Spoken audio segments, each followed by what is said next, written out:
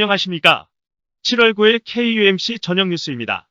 박원순 서울시장이 10일 오전 0시 1분께 서울 북악산 숙정문 인근서 숨진 채 발견됐습니다. 앞서 박 시장은 9일 오전 10시 44분 서울 종로구 가회동에 있는 시장 본관을 나섰습니다.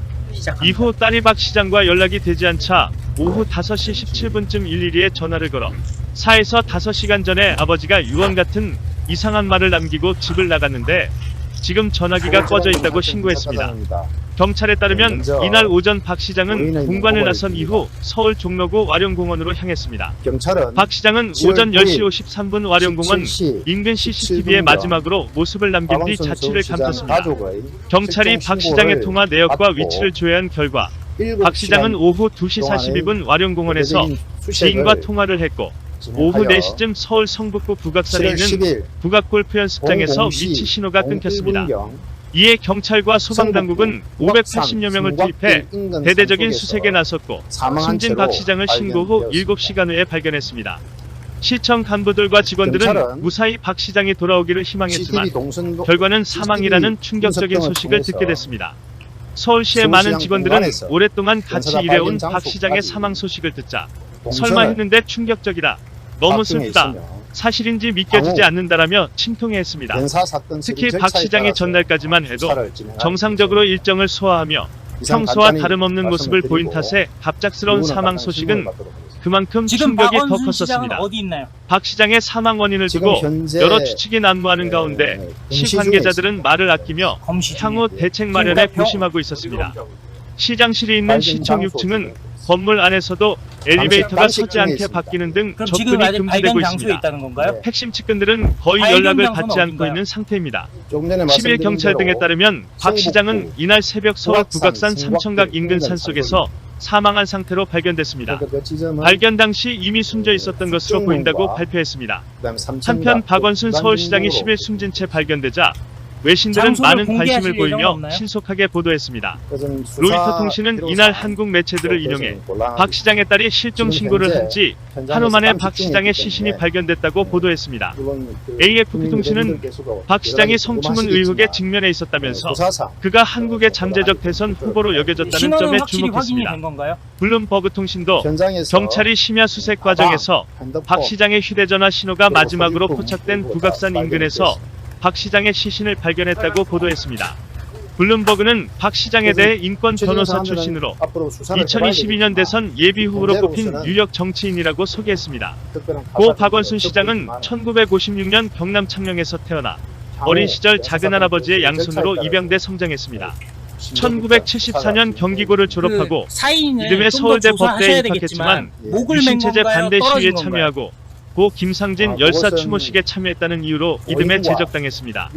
이후 단국대 사학과와 영국의 런던 정치경제대학 LSE에서 국제법을 공부한 고 박원순 시장은 1980년제 22회 사법시험에 합격해 1982년 대구지방검찰청 검사로 임용됐으나 사형 집행 장면을 참관하지 못하겠다는 이유로 6개월 만에 사표를 냈습니다. 1983년 변호사 개업을 한 뒤 인권 변호사로 활동하며 민주화 활동에 적극 참여했습니다. 고 박원순 시장은 시민운동계의 대부로 불렸습니다. 그는 1995년에 국내 대표적 시민단체인 참여연대 결성을 주도해 2002년까지 사무처장으로 활동했습니다. 특히 16대 총선이 치러진 2000년에는 부정부패 혐의를 받는 정치인들을 낙선시키는 낙천 낙선 운동을 주도해 부정부패 정치인 86명의 명단을 발표하기도 했습니다. 이 중 51명은 실제로 총선에서 떨어져 한국 정치사와 시민동사에서 기념비적 유권자 운동이라는 평가도 받고 있었습니다. 고 박원순 시장은 2001년에는 사회적 기업인 아름다운 재단을 만들어 기부운동을 본격적으로 전개했습니다.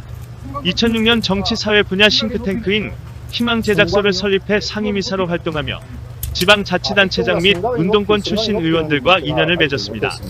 정치권에 입문한 것은 2011년이었습니다. 당시 오세훈 전 서울시장이 무상급식 주민투표 무산의 책임을 지고 사퇴, 공석이 된 서울시장직 재보궐선거에 출마, 53.4%의 득표율로 미래통합당 전신인 한나라당 후보였던 나경원 전 의원을 누르고 당선됐습니다.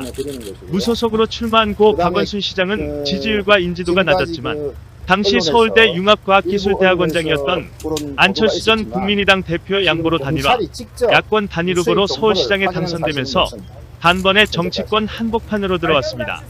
이후 더불어민주당 전신인 민주통합당에 입당했습니다. 2014년 지방선거에 도전해 시장직 연임에 성공했습니다. 선거는 정몽준 당시 새누리당 후보와의 경쟁이었습니다. 세월호 사건으로 진보 진영에 대한 지지도가 높았던 상태로 고 박원순 시장은 직전 선거보다 2.6%포인트 더 높은 56.1%의 득표율로 당선됐습니다. 이후 대학반값 등록금, 무상급식, 비정규직 정규직화, 청년수당, 도시재생, 사회적 경제기업 협동조합, 원전 하나 줄이기, 노동이사제 등의 정책을 펼쳤습니다. 아울러 비공개 문서를 제외한 행정문서를 시민에게 공개하는 정보소통광장 인터넷 서비스도 시작했습니다. 고 박원순 시장은 2017년 박근혜 전 대통령이 탄핵당하고 조기 대선이 치러지자 대선 출마를 시사하기도 했습니다. 이후 대선 과정에서 문재인 대통령을 공개 지지하며 불출마로 입장을 바꿨습니다. 2018년 서울시장 3선에 도전 58.2%의 득표율로 첫 민선 서울시장 3선에 성공해 시장직을 수행해왔습니다. 시민운동의 상징에서 최장기 서울시장이 됐고 다음 정치적 행보는 대권 도전밖에 남지 않은 것으로 보였던 그는 그러나 부하 여직원에게 성추행을 한 혐의로 고소장이 접수되면서 일거의 나락으로 떨어졌습니다. 고 박원순 시장은 9일 종적을 감춘 뒤 10일 생마저 마감한 것으로 확인되면서 커다란 충격파와 함께 씁쓸한 여운을 남겼습니다. 사후 진행은 박원순 서울시장이 10일 0시 1분경 숨진 채로 발견됨에 따라 성추행 의혹 경찰 수사도 종결됩니다. 경찰 관계자 등에 따르면 박원순 시장의 전직 비서 A씨는 과거 박 시장으로부터 성추행을 당했다며 지난 8일 경찰에 고소한 것으로 알려졌습니다. 고소장에는 박원순 시장으로부터 여러 차례 신체 접촉을 당했고 메신저로 부적절한 내용을 전송받았다는 주장이 적혀 있는 것으로 전해졌습니다.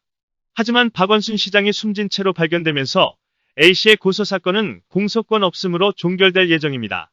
경찰은 고소 내용과 관련해 보안 유지를 위해 자세한 내용은 말하기 어렵다는 입장입니다. 다음은 LA시의 렌트비 지원 프로그램에 대해서 말씀드리겠습니다. 우선 렌트비 지원 자격에 대해서 말씀드리겠습니다. LA시 렌트비 지원 프로그램은 코비드19 사태로 인한 렌트비를 내지 못한 처지에 놓인 자격이 있는 분들에게 지원되며 가정당 매월 1,000불씩 2개월, 최대 2,000불을 지원하며 이 금액은 랜드로드 집주인에게 신청인을 대신하여 직접 지급되며 아래의 자격 요건을 갖추어야 합니다. 첫째, LA시의 거주자이며 체류 신분에 상관이 없으며 해당 집 주소에 살고 있다는 거주가 확인되며 연소득 중간소득 80% 기준 또는 이하에 해당되어야 하며 2020년 3월 13일 이후 코비드19로 인한 소득이 줄어든 것에 대한 서류 증빙이 가능해야 합니다. 이상과 같은 자격 조건을 갖추면 2020년 7월 13일 오전 8시부터 17일까지 신청을 하실 수 있습니다. 영어를 못하는 분들도 신청 기간 동안 한인회로 오시면 도움을 받을 수 있습니다. 따라서 신청은 선착순이 아니며 7월 17일 신청이 마감되면 무작위로 추첨하여 선정하게 됩니다. 중복하여 신청하시면 탈락될 수 있습니다. 특히 코비드19 사태로 렌트비를 제때 내지 못할 상황은 다음과 같은 경우에 해당됩니다. 첫째, 직장이 문을 닫았거나 근무 시간이 줄어 소득이 줄어들었을 경우, 소득이 줄었거나 데이케어나 학교가 문을 닫아 양육 비용이 증가했을 경우, 본인이나 가족 중에 코비드19 환자가 있어 의료 비용이 발생한 경우, 2020년 3월 13일 이후 정부 행정명령으로 소득이 줄어든 경우입니다. 신청이 마감되면 자격을 갖춘 신청자들이 무작위로 선정됩니다. 선정되신 주민들은 이메일이나 전화로 관련 증빙 서류를 제출하도록 연락을 받게 됩니다. 한편 온라인 인터넷 또는 전화로 신청을 마치면 확인번호 컨퍼메이션 번호가 화면에 보입니다. 확인번호는 본인의 신청 상황을 파악할 수 있는데도 사용되는 중요한 것이니 꼭 잘 적어두시기 바랍니다. 만약 온라인으로 신청을 완료했는데도 확인번호를 받지 못했다면 신청서가 제대로 접수된 것이 아닙니다.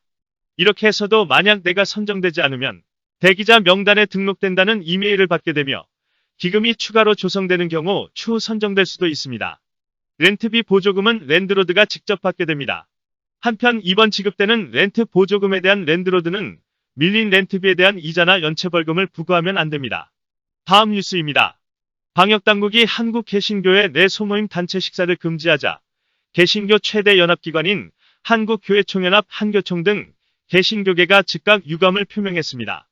한교총은 8일 문제는 작은 모임이 아니라 참여자의 방역 지침 준수 여부이다라는 제목의 논평을 내고 방역당국 방침에 반발했습니다. 한교총은 중앙재난안전대책본부의 이날 오전 내린 조치에 대해 코로나19 확산 방지를 위한 교회의 노력에 반하는 것으로 당혹스러움을 금할 수 없다면서 이미 한교총과 교회협이 공동으로 교회 내 소모임과 여름 교육행사 자제를 강력하게 권고한 상황에서 중대본의 이번 발표는 지극히 관료적 발상의 면피용 조치로 심히 유감이라고 밝혔습니다. 또 다른 단체인 한국교회연합 한교연도 정세균 국무총리가 방역에 취약한 모임과 집회 대상으로 교회를 특정한 것에 대해 강력한 유감의 뜻을 표한다면서 한국교회 전체를 싸잡아 감염병 전파의 온상으로 지목한 것이나 마찬가지이기에 그 논리를 결코 수용할 수 없다고 비판했습니다. 그러면서 지금 코로나19 집단 감염은 일부 교회뿐 아니라 사찰, 성당 등 여타 종교시설을 통해 확산되고 있음은 주지의 사실이라며 그런데도 정 총리가 교회를 콕 집어 문제시한 것에 대해 우리는 총리의 현실 인식에 대한 편향성을 의심하지 않을 수 없을 정도라고 지적했습니다.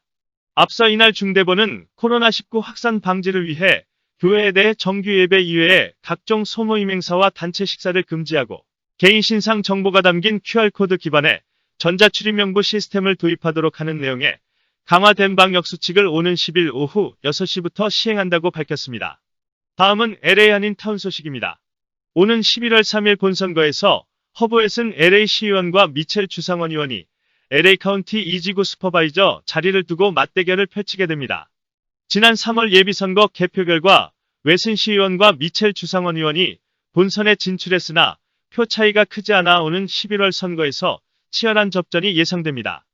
여기에 지난 3월 예비선거에서 정찬용 변호사는 선전했지만 낙선했으나 정찬용 변호사를 지지했던 한인들의 2만여 표가 이번 본선의 중요한 캐스팅 보트를 맡게 되었습니다.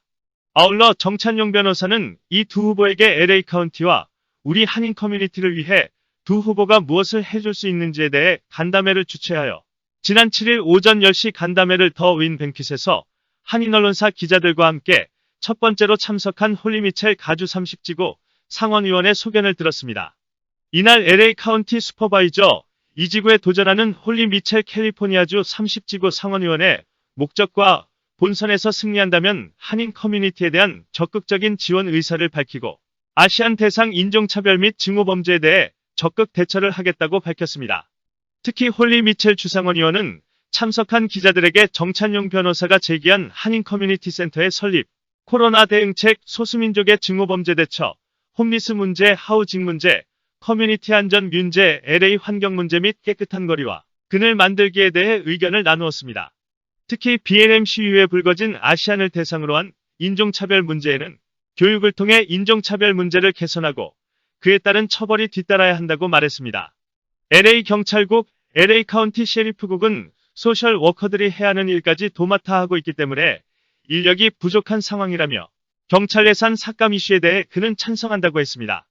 경찰이 본업에 집중할 수 있도록 건물을 나누는 방법으로 경찰 개혁이 이뤄져야 한다고 설명했습니다. 또한 한인 커뮤니티 센터 설립에 대한 질문에 미첼 의원은 주민 누구나 각자의 문화를 공유할 공간이 필요하다고 생각한다며 한인타운 측과 지속적인 의견 토론을 통해 목적에 맞는 좋은 성과를 이루겠다고 말했습니다. 미첼 주상원 의원은 캘리포니아 54지구 주하원 의원, 25지구 주상원 의원 등을 두루 역임한 정치가입니다.